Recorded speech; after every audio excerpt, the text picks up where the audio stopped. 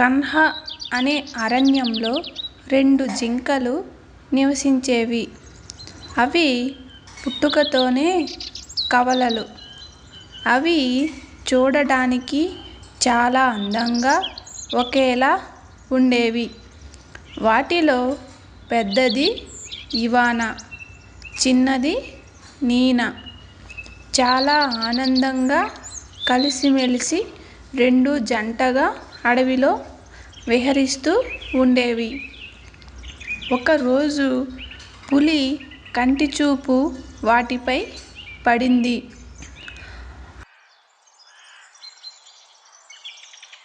అబ్బా, ఎంత అందంగా ఉన్నాయి! వాటిని తింటే ఎంతో రుచికరంగా ఉంటాయి. ఎలా అయినా వాటిని తినే మార్గం చూడాలి అని పులి అనుకొని వెళ్ళిపోయింది. అయితే ఇవానా ధైర్యం కలది, నీనా మాత్రం పిరికిది. బయటకి ఎక్కడికి వెళ్ళాలి అన్నా ఇవానా వెంట ఉండేది. ఒకరోజు పులికి ఆహారంగా ఇవానా మరియు నీనాలు దొరికాయి. ఆలస్యం చేయకుండా వాటిని వేటాడాలి అని వాటిపైకి ఎగిరింది. అయితే ఇవానా మాత్రం భయపడకుండా పులితో యుద్ధానికి దిగింది. పులి ఏమీ చేయలేక వెనక్కి తిరిగి వెళ్ళిపోయింది. ఆ సంఘటన చూసి నీనా భయపడి ఇవానాతో ఇలా అంటుంది. ఇవానా, ఈరోజు మనం చనిపోయి ఉండేవాళ్ళం. నువ్వు కనుక ధైర్యంగా పోరాడకపోయి ఉంటే. అవును నీనా, అయినా నీవు ఇంత పిరికిదానివి ఏంటి? అడవిలో బ్రతకాలి అంటే ధైర్యంగా ఉండాలి. ప్రతిసారి నేను తోడు ఉండకపోవచ్చు. జాగ్రత్తగా ఉండు. సరే ఇవానా, ధైర్యంగా పోరాడడానికి ప్రయత్నిస్తా అంటూ అక్కడి నుండి వాళ్ళు ఉండే నివాసానికి చేరుకున్నాయి. అయితే ప్రయత్నించి ఓడిపోయిన పులి చాలా కోపంగా తిరుగుతూ, ఎలా అయినా వాటిని చంపాలి. వాటిలో ఒకటి దొరికినా నాకు సంతోషమే. కానీ ఎలా? 2 జంటగా అడవిలో తిరుగుతున్నాయి. వాటిని విడదీసే ఉపాయం ఆలోచించాలి.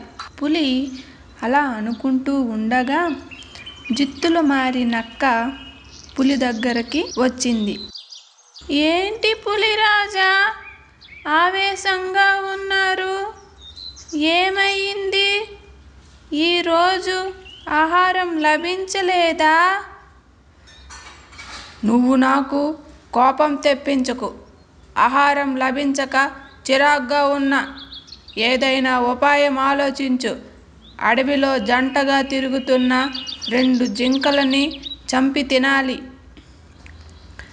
నేను గమనిస్తూ ఉన్న ఆ రెండింటిని చాలా అందంగా ఉన్నాయి. అయితే వాటిని జంటగా ఉంటే తినలేరు. వాటిని విడదీస్తే అప్పుడు మీ పని తేలికవుతుంది. అవును జిత్తులమారి, నిజమే చెప్పావు. ఆ పని మీద ఉండు. వాటిని విడగొట్టే ప్రయత్నం నువ్వు చెయ్యి. సగం వాటా ఇస్తా. అలాగే పులిరాజా అని ఉపాయం ఆలోచించి ఒకరోజు నీనా ఒంటరిగా బయట ఉండడం గమనించి, ఎలా ఉన్నావు నీనా? నేను బాగానే ఉన్నా. ఏంటి ఎలా వచ్చావు? ఏదైనా పని ఉందా? ఏమీ లేదు, నీతో మాట్లాడాలని వచ్చా. ఎంతకాలం ఇవానాతో ఉంటావు? నీకు ధైర్యం లేదా? ఒంటరిగా అడవిలో ఆనందంగా తిరగలేవా? అందరూ నిన్ను చూసి నవ్వుతున్నారు పిరికిదానివి అని. అవునా? నిజమా? అయితే నేను పిరికిదానిని కాదు. నాకు ధైర్యం ఉంది. కావాలి అంటే రేపు రాత్రి నేను ఒంటరిగా అడవిలో తిరుగుతాను. అందరితో చెప్పు. నీనా మాటలు విన్న నక్క ఆనందంగా పరుగు పెడుతూ పులి వద్దకు వచ్చి, పులిరాజా, మీ పంట పండింది. రేపు రాత్రికి వాటిలో ఒకటి అయినా పిరికి జింక మీకు ఆహారంగా అవుతుంది. మంచి వార్త చెప్పావు నక్క. హ హ హ. నక్క మాటలు చాటుగా ఇవానా కూడా విన్నది. అది గమనించని నీనా ఒంటరిగా అడవికి బయలుదేరింది. ఆగు నీనా, జిత్తుల మారి మాటలు నమ్మి వెళుతున్నావు. పులికి ఆహారం అవుతావు. ఆ పులి పని నేను పడతాను అంటూ ఇవానా ఒంటరిగా బయలుదేరింది. చీకటిలో ఎవరో గుర్తించని పులి ఇవానా చేతిలో బలి అవుతుంది. అడవిలో ఉన్న జంతువులన్నీ నీనాని మెచ్చుకున్నారు. అడవిలో ఒక సింహం ఉండేది.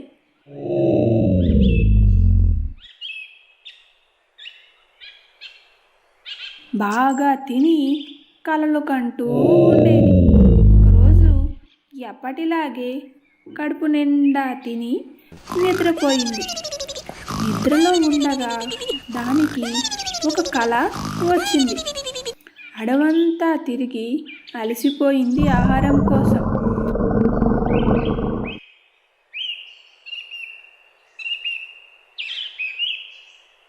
ఒక చెట్టు క్రింద నిలబడి ఉంది. ఆ సింహానికి ఒక పక్షి కనిపించింది. ఆకాశం నుండి క్రిందకు దిగి ఆహారాన్ని తీసుకొని పోయింది. అది చూసిన ఆ సింహానికి ఒక ఆలోచన వచ్చింది. అబ్బా, ఆ పక్షి ఎంత సునాయాసంగా తన ఆహారాన్ని సంపాదించుకుంది. నేను చూడు, అడవంతా తిరిగి అలసిపోయినా ఆహారం లభించలేదు. నాకు కూడా రెక్కలు ఉంటే వాటిలా ఎగురుతూ ఆహారాన్ని సంపాదించుకునేదానిని. ఎలా అయినా సరే రెక్కల తయారు చేసుకొని పైకి ఎగురుతాను అనుకుంటూ తన నివాసానికి వచ్చి రెక్కలను తయారు చేసుకుని ఆకాశంలో ఎగిరింది.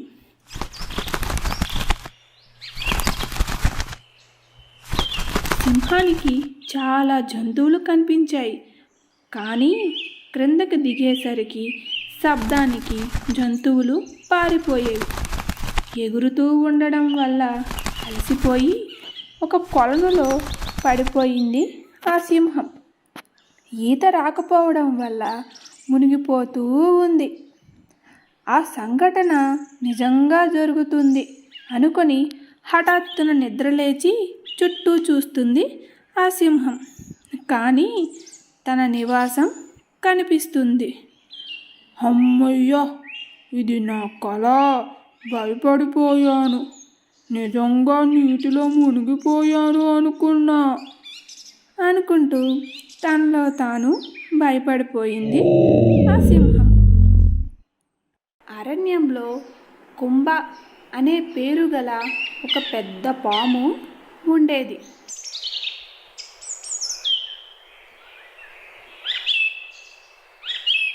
కుంభ ఎంతో బలవంతమైన సర్పం. చిన్న చితక జంతువులు దానికి తినడానికి సరిపోయేవి కావు. అడవిలో ఉన్న జంతువులను తింటూ ఉండేది. ఒకరోజు కుంభ కడుపు నిండా ఆహారం తినడం వలన కడుపు నొప్పితో బాధపడుతూ ఉంది. అదే సమయంలో అటుగా వెళుతున్న ఒక మునీశ్వరుడు కుంభాని చూసి ఇలా అంటున్నాడు. ఏమైంది కుంభ, బాధపడుతున్నావు? స్వామి, నా పేరు మీకు ఎలా తెలుసు? నాకు అన్నీ తెలుసు. తిన్నది అరగలేదా? అవును స్వామి, నన్ను కాపాడండి, మీకు రుణపడి ఉంటాను. సాయం కోరిన వారిని వదిలి వెళ్ళలేను. నీ నొప్పిని తగ్గిస్తాను, కంగారు పడకు అంటూ తన మంత్రాలతో కుంభ కడుపు నొప్పిని తగ్గించాడు ఆ మునీశ్వరుడు.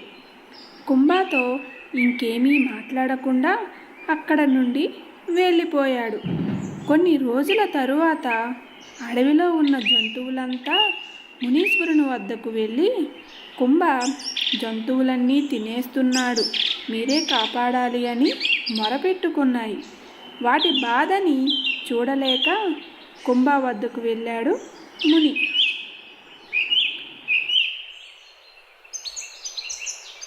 ఎలా ఉన్నావు కుంభ?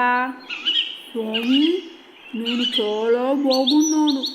జంతువులను ఆహారంగా తింటూ ఆనందంగా ఉన్నాను. నువ్వు నా మాటను వినాలి. వింటావా? మాట మీద నిలబడతావా? నన్ను రక్షించారు, మీరు ఏమి చెప్పినా చేస్తాను స్వామి. చెప్పండి, ఏం చెయ్యమంటారు? అడవిలో ఉన్న జంతువులన్నింటినీ తింటూ పోతే అడవిలో జంతువుల మనుగడ ఉండదు. నువ్వు జంతువులను తినకుండా ఉండాలి. అదే నా మాట. అలాగే స్వామి, జంతువులను తినను, మాట ఇస్తున్నా అని అక్కడ నుండి వెళ్ళిపోతుంది కుంభ. కొన్ని రోజుల తరువాత ముని అటుగా వెళుతుంటే కుంభ బాధతో నీరసించి ఒక చోట పడి ఉంటుంది. అది చూసిన ముని, అరెరే కుంభ, ఎంతో బలవంతమైన సర్పం, నువ్వు ఇలా ఎందుకు అయిపోయావు? ఆహారం లేకపోతే ఇంకా ఎలా అవుతారు స్వామి? జంతువులు తినడం మానేశాను, అందుకే ఇలా అయిపోయాను. నాకు ఓపిక లేదు, ప్రాణం పోయే సమయం. నన్ను మోక్షానికి తీసుకుని వెళ్ళండి అంటూ అక్కడే చనిపోయింది కుంభ. నన్ను క్షమించు కుంభ, నిన్ను స్వర్గానికి తీసుకొని పోతా అంటూ తనలో ఐక్యం చేసుకున్నాడు ఆ మునీశ్వరుడు. అందమైన అరణ్యంలో చాలా రకాల జంతువులు నివసించేవి. వాటికి నాయకత్వం ఒక గొరిల్లా వహించేది. దాని పేరు చుక్కీ. అయితే ఆ అరణ్యంలో ఉన్న చిన్న జంతువులను ఒక డైనోసార్ తినేసేది. దాని పేరు కాళింగ. అది ఎంతో భయంకరంగా ఉండేది. జంతువులన్నీ వాటి ప్రాణాలు చేతిలో పట్టుకొని ఉండేవి. వాటి బాధని చూడలేక చుక్కీ ఒక నిర్ణయానికి వచ్చింది. ఎలా అయినా కాళింగ బారి నుండి జంతువులను కాపాడాలి అనుకున్నది. వెంటనే కాళింగ వద్దకు వెళ్ళి, కాళింగా, నువ్వు చేసేది ఏమీ బాగోలేదు. చిన్న పిల్ల జంతువులను కూడా వదలకుండా తింటున్నావు. ఇది నీకు హెచ్చరిక మాత్రమే.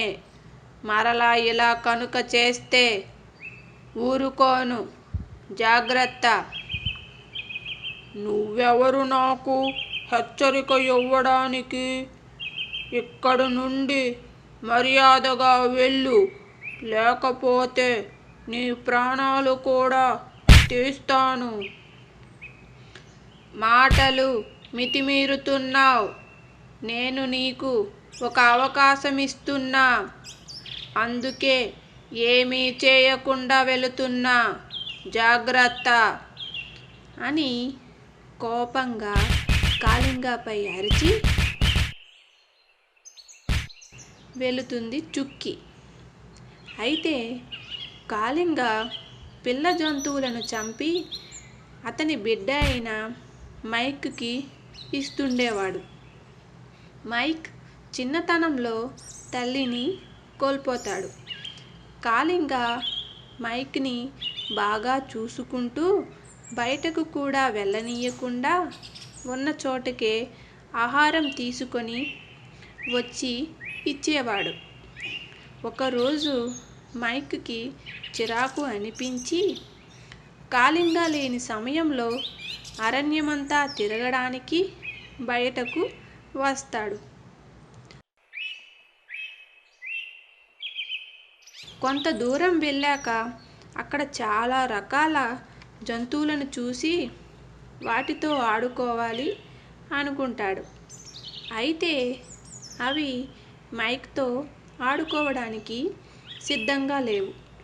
అదే చోట చుక్కీ కూడా ఉంది. మైక్ని చూసి మిగిలిన వాటితో ఇలా అంటుంది, మిత్రులారా, నా మాట వినండి.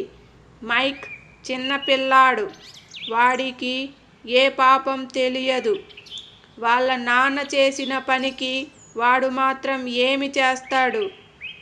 ఎంతకాలం ఒంటరిగా ఉంటాడు? ఆడుకోనివ్వండి.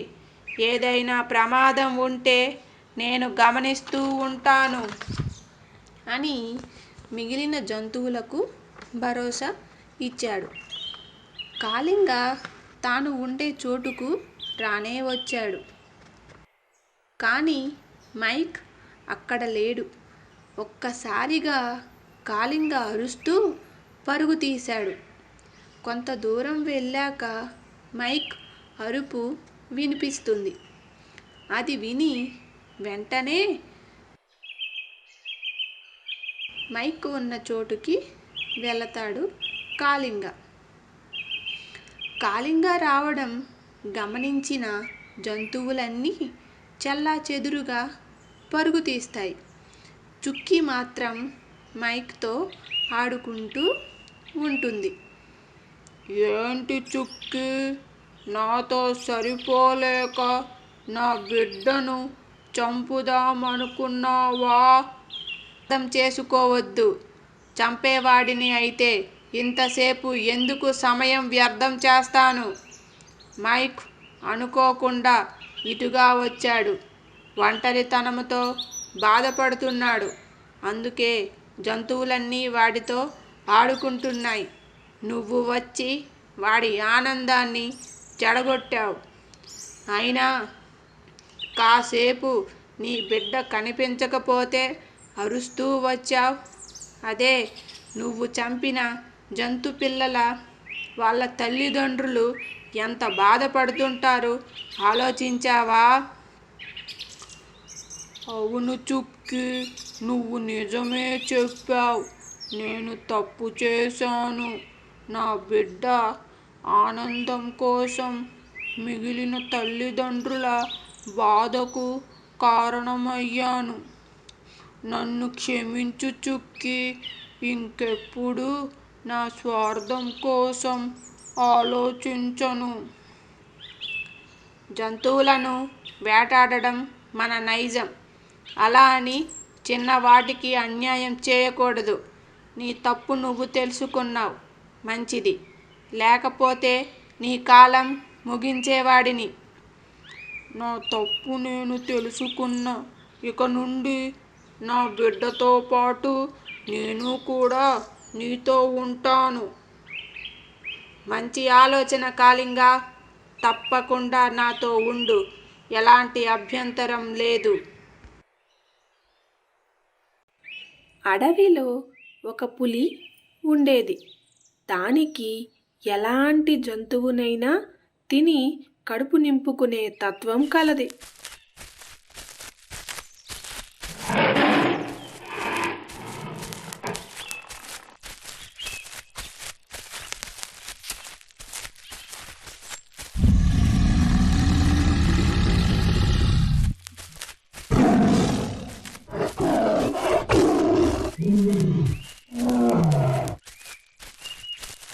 అలా ఒకరోజు ఒక సింహం మరియు దాని పిల్ల నడుచుకుంటూ వెళుతుండగా పిల్లను కాపాడి తల్లి బలయింది. తల్లిని చూస్తూ బాధపడుతున్న ఆ పిల్లకు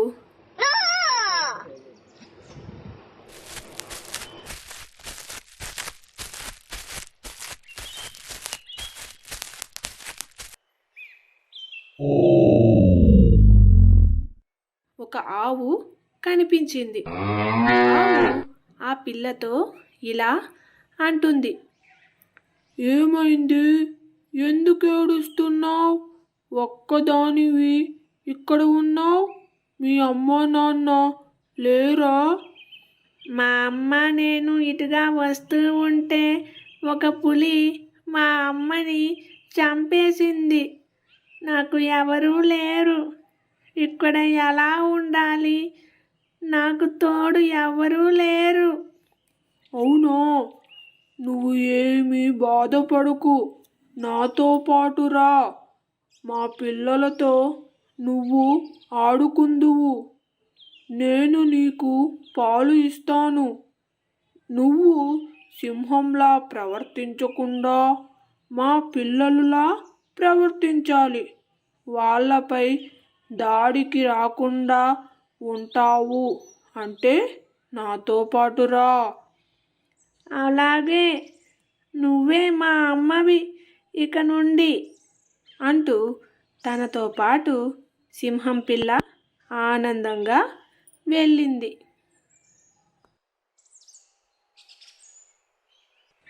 అడవిలో ఒక పులి ఉండేది. దానికి ఎలాంటి జంతువునైనా తిని కడుపు నింపుకునే తత్వం కలది.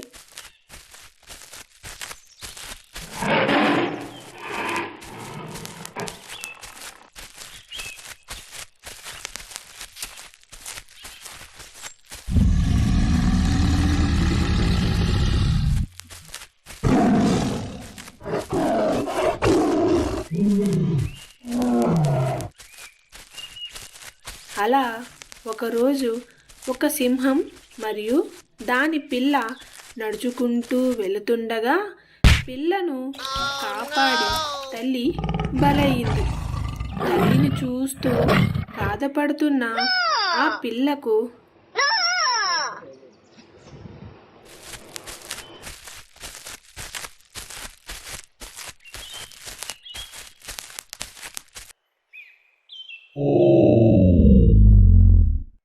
ఒక ఆవు కనిపించింది. ఆవు ఆ పిల్లతో ఇలా అంటుంది, ఏమైంది? ఎందుకు ఏడుస్తున్నావు? ఒక్కదానివి ఇక్కడ ఉన్నావు?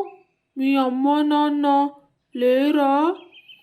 మా అమ్మ నేను ఇటుగా వస్తూ ఉంటే ఒక పులి మా అమ్మని చంపేసింది.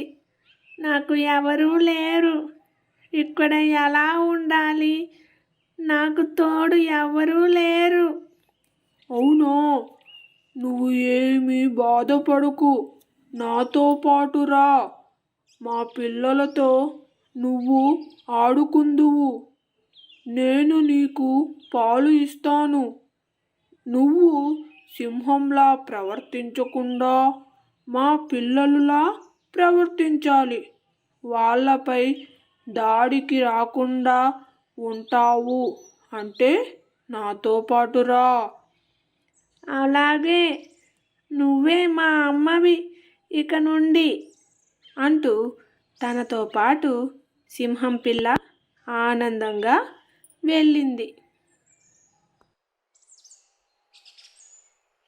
అరణ్యంలో కుంభ అనే పేరు గల ఒక పెద్ద పాము ఉండేది.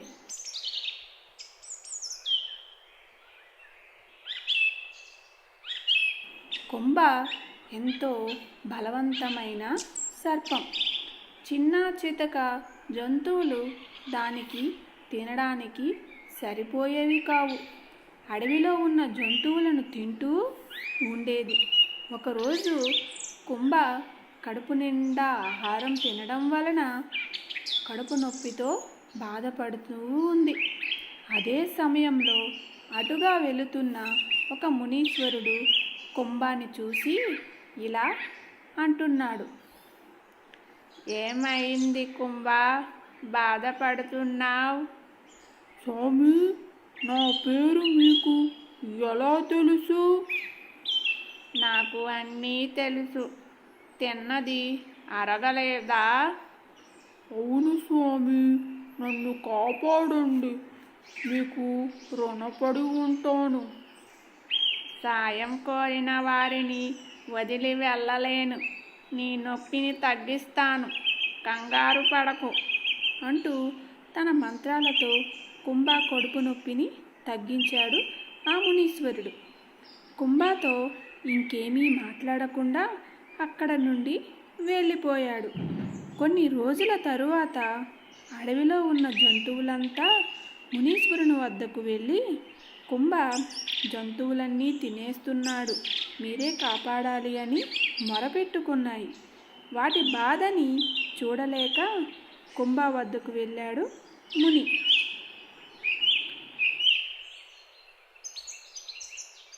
ఎలా ఉన్నావు కుంభ? స్వామి, నేను చాలా బాగున్నాను. జంతువులను ఆహారంగా తింటూ ఆనందంగా ఉన్నాను. నువ్వు నా మాటను వినాలి. వింటావా? మాట మీద నిలబడతావా? నన్ను రక్షించారు.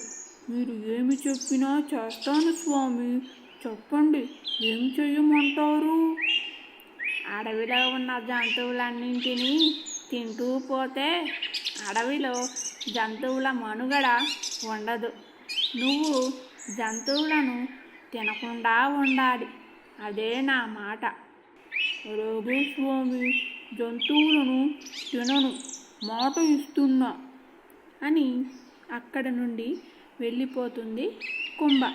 కొన్ని రోజుల తరువాత ముని అటుగా వెళుతుంటే కుంభ బాధతో నీరసించి ఒక చోట పడి ఉంటుంది. అది చూసిన ముని, అరెరే కుంభ, ఎంతో బలవంతమైన సర్పం నువ్వు, ఇలా ఎందుకు అయిపోయావు? ఆహారం లేకపోతే ఇంకా ఎలా అవుతారు స్వామి? జంతువులు తినడం మానేశాను, అందుకే ఇలా అయిపోయాను. నాకు ఓపిక లేదు, ప్రాణం పోయే సమయం. నన్ను మోక్షానికి తీసుకుని వెళ్ళండి అంటూ అక్కడే చనిపోయింది కుంభ. నన్ను క్షమించు కుంభ, నిన్ను స్వర్గానికి తీసుకొని పోతా అంటూ తనలో ఐక్యం చేసుకున్నాడు ఆ మునీశ్వరుడు.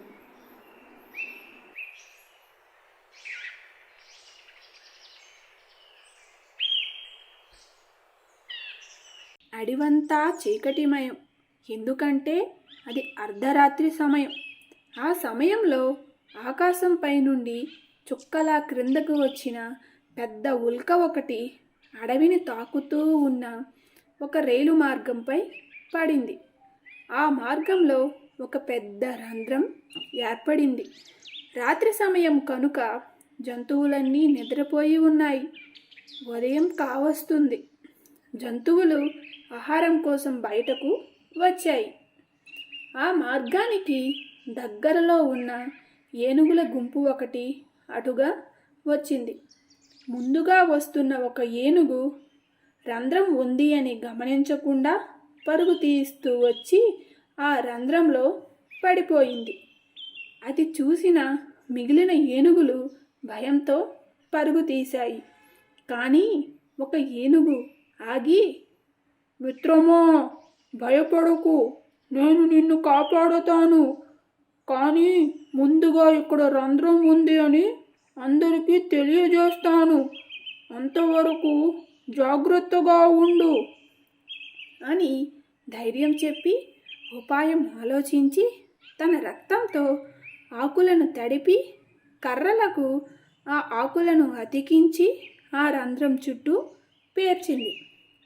అది రైలు మార్గం కనుక అటుగా వస్తున్న రైలు దానిని చూసి ప్రమాదం నుండి బయటపడింది. రంధ్రంలో ఉన్న ఏనుగును బయటకు తీశారు. మనం చూస్తున్న కథలో ఒక ఏనుగు పైకి చూస్తూ ఉంది. పైన ఆకాశంలో పక్షులు ఎగురుతున్నాయి. వాటిని చూస్తూ తన మనసులో ఇలా అనుకుంటుంది, అబ్బా, పక్షులు ఎంత బాగా విహరిస్తున్నాయి. నాకు కూడా వాటిలో రెక్కలు ఉంటే ఎంతో బాగున్ను. నేను ఆనందంగా ఆకాశంలో విహరించేవాణ్ణి. ఇప్పటికైనా ఏమీ మించిపోలేదు. నా ప్రయత్నం నేను చేస్తాను అనుకుంటూ అక్కడి నుండి బయలుదేరి వనదేవత వృక్షం వద్దకు వెళ్ళి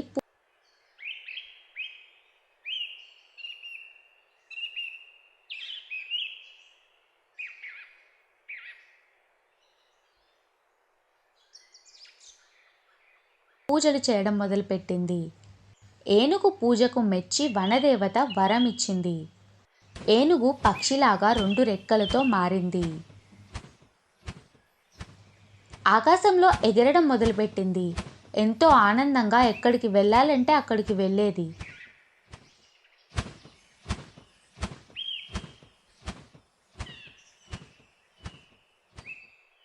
కొన్ని రోజుల తర్వాత ఆ ఏనుగు తన మిత్రులు అయిన ఏనుగుల గుంపు వద్దకు వెళ్ళింది.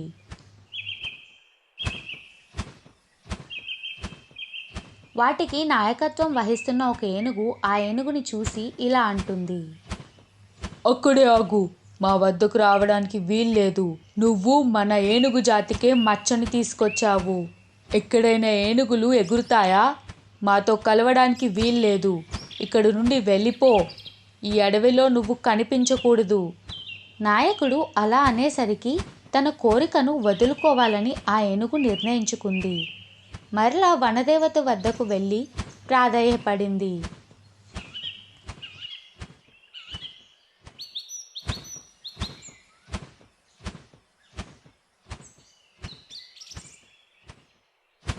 రెక్కలను మాయం చేయమని వనదేవతను ఏనుగు బాధ చూడలేక రెక్కలను మాయం చేసింది. ఆ ఏనుగు మునుపటిలాగా మారి ఆనందంగా అడవిలో ఉంది.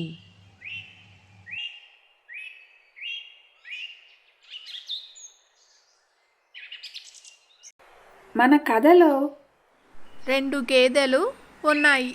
అవి గోమాత మరియు రుక్మిణి. గోమాత కుమార్తె రుక్మిణి. రుక్మిణి గర్భవతి కావడం వలన తనతో పాటు ఆహారం కోసం తోడుగా గోమాత కూడా వెళుతుండేది.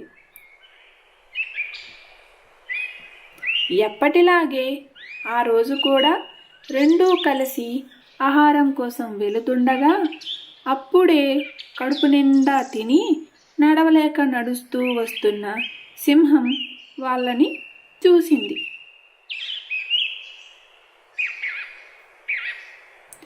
చూసిన వెంటనే ఇలా అంటుంది, ఆగండి, అక్కడే.